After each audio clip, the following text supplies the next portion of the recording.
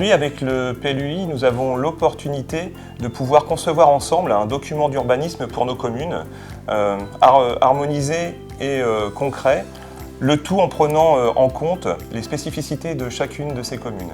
Bien, lors de la première étape de l'élaboration du règlement d'urbanisme, nous avons commencé à travailler en 7 thématiques particulières, mais qui concernent l'ensemble des communes, que ce soit des communes rurales ou des communes urbaines.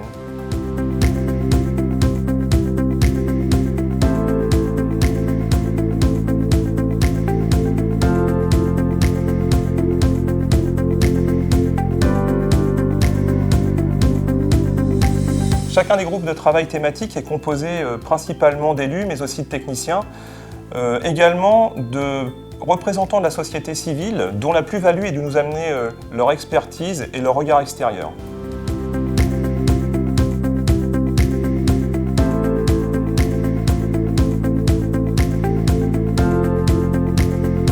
Les thématiques du groupe de travail agricole ont pour but de pérenniser l'activité agricole, tout en permettant aux agriculteurs de développer leur outil de travail.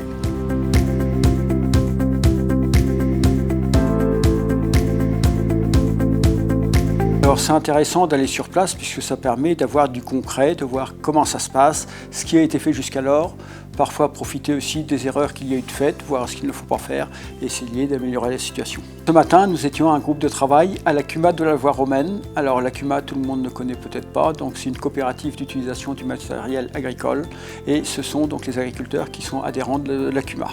Et c'était un exemple qui était très intéressant puisque justement il y a eu la construction d'un nouveau bâtiment et là il a été construit donc à l'écart des autres zones habitées.